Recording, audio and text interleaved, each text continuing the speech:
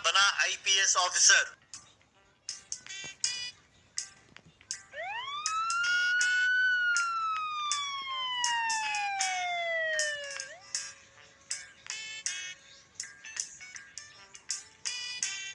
गुड़गांव में गुरुमित्रा नाम का एक नारियल पानी बेचने वाला रहता था।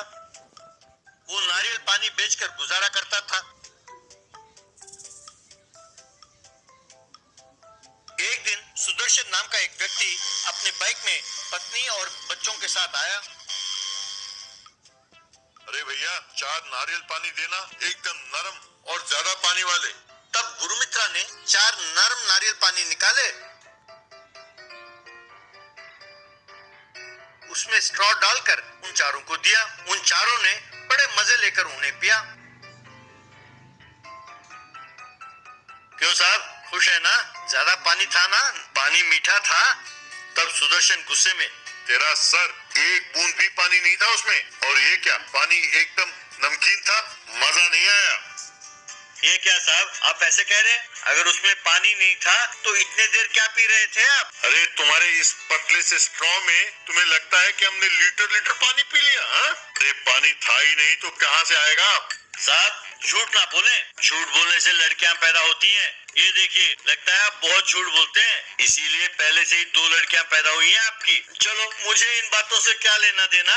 एक नारियल के 40 के हिसाब से 4 नारियल के 160 रुपए दीजिए। क्यों, तुम जानते हो मैं कौन हूँ? मैं पुलिस कांस्टेबल हूँ। तुम पुलिस वाले से ही पैसे मांगते हो? हाँ? वैसे तुम सड़क पर ये ठेला कैसे लगा रहे हो? हाँ? तुम्हारे पास लाइसेंस है, म्युनिसिपैलिटी का परमिशन है, और मैंने सुना है कि ये नारियल का जो कचरा है सब तुम यहीं पर सड़क पर फेंक के चले जाते हो। इसके वजह से यहाँ मच्छर ज्यादा होते हैं और आसपास के लोगों को बीमारियाँ होती हैं। चलो चलो, पुलिस स्टेशन चलो, तुम्हारे नाम पर केस दर्ज करना है। पर साहब, ये तो ज्यादती है। साहब, आप पुलिस वाले हो सकते हैं, पर मुझ जैसे नारियल पानी बेचने वाले पर भी आप अपना धौंस जमाते हैं। ये नारियल पानी मुझे मुफ्त में नहीं मिलते साहब, मैं भी किसी से खरीद कर लाता हूँ और यहाँ बेचता हूँ।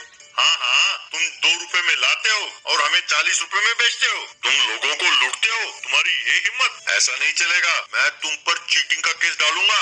साहब, आप पुलिस वाले हो, ऐसी बातें आपको शोभा नहीं देती। आप बहुत गलत बोल रहे हैं साहब। हाँ, मैं बिल्कुल ऐसा ही बात करूंगा। अरे तुम क्या उखाड़ दोगे? तुम्हारी ये हिम्मत कि तुम पुलिस वाले को उल्टा जवाब देते हो। अब तुम मुझे सिखाओगे कि कैसे बात करना है? ये तो ये शक है कि तुम नारियल पानी बेचने वाले हो ही नहीं, तुमने कोई जुर्म किया है और वेश बदल कर यूं घूम रहे हो। मुझे तुम पर बहुत शक है। ऐसे नहीं, मैं तुम्हें बताता हूँ। कहकर अपने बाइक को पार्क किया और आकर उसके सारे नारियल को उठाकर फेंक दिया। दोबारा इस गली में दिखाई दिए तो तुम्हारे टांगे तोड़कर फेंक दूंगा तुम्हें। कल सवेरे ये ठेला और तुम मुझे इस गली में दिखाई नहीं देने चाहिए। कहकर उसे चेतावनी देकर अपने पत्नी और बच्चों को बिठाकर बाइक में जाने ही लगा। ये क्या जी, आपने खामखा उस नारियल पानी वाले के साथ लड़ाई मोल ली। अरे उसे 160 रुपए दे देते तो आपका क्या बिगड़ता। वैसे हमने जो नारियल पानी पिया था वो काफी मीठे पानी वाले थे, उससे झूठ बोलकर इतना बखेड़ा खड़ा कर दिया। अरे पुलिस का इतना तो धौंस जमाना चाहिए, उसे पुलिस के नाम पर डर लगना चाहिए, वरना हमारी बात सुनेगा कौन? आज उसने पैसे मांगे, कल कुछ और मांगेगा।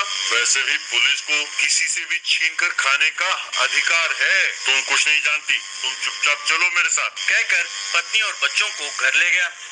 कुछ दिनों बाद सुदर्शन एकदम से जल्दी जल्दी घर पर तैयार हो रहा था। ये देखकर उसकी पत्नी, ये क्या, आज इतनी जल्दी तैयार हो रहे हो? आप तो कभी पुलिस स्टेशन 10 बजे से पहले गए ही नहीं, और इतनी टेंशन में क्यों हो? वैसे तो कहते रहते हो कि मैं बहुत सीनियर हूँ, मुझे कोई कुछ नहीं कहेगा।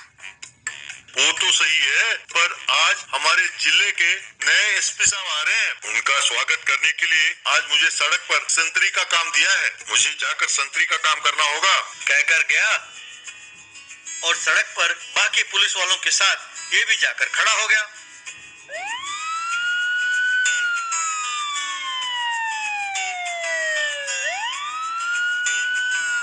तभी पुलिस की कार वहाँ से सर्र करके गई। सुदर्शन ने सल्यूट मारा। आगे जाने के बाद वो कार फिर से सुदर्शन के पास आकर रुकी। घबराया हुआ अपने मन में सुदर्शन, अरे ये क्या भगवान, एसपी साहब का कार मेरे पास आकर क्यों रुकी है? पता नहीं क्या हो गया, मैंने तो सही सल्यूट मारा था, अपना वर्दी और टोपी भी सही पहना हुआ है। यूं परेशान हो रहा था कि कार में से गुरमित्र आईपीएस के वर्दी में उतरा। उसे देखकर सुदर्शन एकदम दंग रह गया। सुदर्शन अपने मन में, ये क्या, ये तो नारियल पानी बेचने वाला लगता है, ये कब आईपीएस बना? यूं सोच रहा था। क्यों मिस्टर सुदर्शन, क्या तुमने मुझे पहचाना? सर गलती हो गई है, मुझे माफ कर दीजिए सर। उस दिन मैं आपके साथ बड़े बदतमीजी से पेश आया। I am sorry sir, really I am sorry sir. अरे लोगों के खून चूसने वाले तुम जैसे लोगों को इस डिपार्टमेंट में नहीं होना चाहिए। को तुरंत सस्पेंड करो, कहकर उसके साथ खड़े पुलिस वालों को उसने ऑर्डर दिया। तब रोते हुए सुदर्शन से गुरमित्र, क्यों हैरान हो कि नारियल पानी बेचने वाला आईपीएस कैसे बना? साहब गलती हो गई, बाल बच्चे वाला हूँ, प्लीज गलती हो गई साहब, प्लीज। अरे सूझबूझ हो तो कोई भी पढ़कर कुछ भी बन सकता है। अब धौंस जमाना छोड़ दो, अच्छे इंसान बनकर रहो, कहकर उसे चेतावनी देकर चला गया। Match box car. Shri Rampur नाम के गांव में अशोक, कीर्ति और आयुष नाम के बच्चे स्कूल में पढ़ते थे। एक दिन वे तीनों स्कूल में खेल रहे थे कि वहां पर धनु नाम का एक धनवान का बेटा अपने मिनी कार में पहुंचा। उन तीनों से धनु, क्यों, मेरी मिनी कार कैसे लगी तुम्हें? जानते हो उसकी कीमत क्या है? तुम तीनों के 2 साल का स्कूल फीस है ये। तो हम क्या करें? अगर तुम्हारे पास पैसे ज्यादा है तो 4 कार और खरीद लो और उसमें घूमो। हमने कब तुम्हें रोका है? अरे गंदे नाली वाले कॉलोनी के बच्चों, इतना क्यों जलते हो? कल स्कूल में जो मिनी कार रेस होने वाला है उसके लिए खरीदा है। मेरी ये कार अगर रेस में शामिल हो जाए तो कोई और कैसे जीत सकता है? बताओ। वैसे ये सब तुम लोगों को बताने से क्या फायदा? तुम लोग तो वैसे भी कार नहीं खरीद सकते। कह के चला गया। तब कीर्ति, आयुष और अशोक मिलकर टीचर के पास गए। टीचर से आयुष, मैडम सुना है कि हमारे स्कूल में मिनी कार रेस होने वाला है। हमें धनुष ने बताया है, आपने हमें क्यों नहीं बताया मैडम? बेटा, तुम्हारे माँ बाप तुम्हारी फीस भरने के लिए बहुत मेहनत करते हैं ना, तो फिर कार रेस के बारे में बताए तो तुम लोग परेशान हो जाओगे, इसीलिए नहीं बताया बेटा। मैडम, अगर हम कार ले आए तो हमें भाग लेने देंगे आप? हाँ जरूर, कार लाओगे तो जरूर पार्टिसिपेट कर सकते हो। इतना ही नहीं, अगर मुकाबले में जीते तो खूब सारा इनाम भी मिलेगा, कहकर चली गई। तब बच्चे सब मिलकर आयुष के पिताजी मैकेनिक के दुकान गए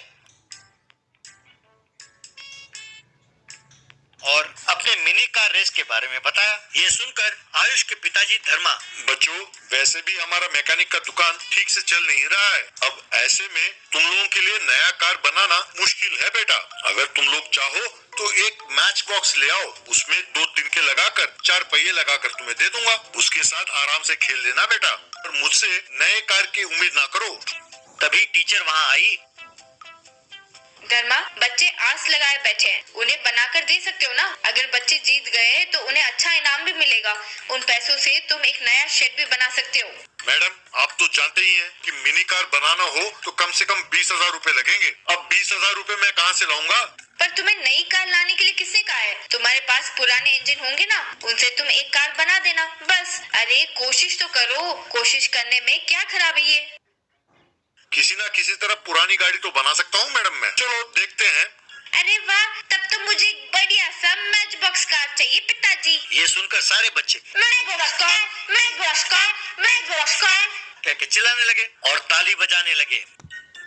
धर्मा ने अपने पास पड़े हुए पुराने पुर्जों से एक मैच बॉक्स कार बनाया। आयुष उस कार को लेकर स्कूल गया। ये देखकर कीर्ति, अरे आयुष, मैच बॉक्स कार बहुत बढ़िया है यार, इसे देखकर लगता है कि रेस हम भी जीतेंगे। तभी धनु अपने कार में वहाँ आया। क्यों भाई, ये मैच बॉक्स वाला खटारा गाड़ी ले आए और खुद अपनी तारीफ करने लगे। अरे मैंने अपने कार से एक जोर का टक्कर मारा तो बस चकनाचूर हो जाएगी तुम्हारी गाड़ी। ये तो तुम्हें कल रेस में पता चलेगा कि ये खटारा है या उड़ने वाला शेर। उसके बाद तुम अपने कार को ले जाकर किसी पेड़ से टकराना। हाँ। अरे वाह, तुम्हें अपने इस खटारे पर इतना विश्वास है। क्या तुम्हारे इस मैच बॉक्स कार के साथ एक शर्त लगाए? ठीक है, लगा लो शर्त। अगर मैं हार गया तो 1 साल के लिए तुम्हारा स्कूल बैग मैं उठाऊंगा, पर तुम हार गए तो क्या करोगे?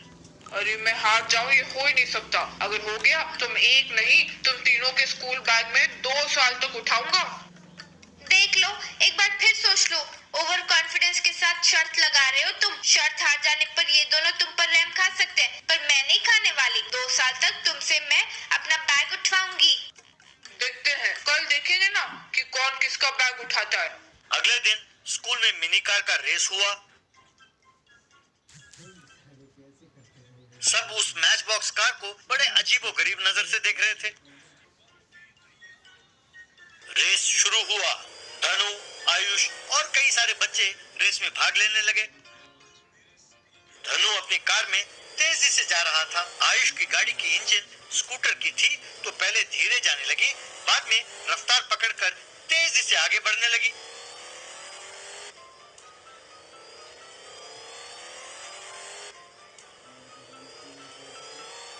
इस तरह मैच बॉक्स कार तेजी से जाकर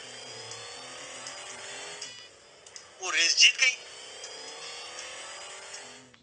तब सब बच्चों ने ताली बजाई। स्कूल के प्रिंसिपल ने आयुष और उसके दोस्तों को इनाम दिया। इतना ही नहीं, मैच बॉक्स कार डिजाइन करने के लिए स्कूल प्रिंसिपल ने धर्मा की भी प्रशंसा की। बाद में अशोक और आयुष ने धनु को माफ कर दिया, पर कीर्ति ने नहीं माफ किया। वो धनुष से हर रोज अपना स्कूल बैग उठवाती ही रही।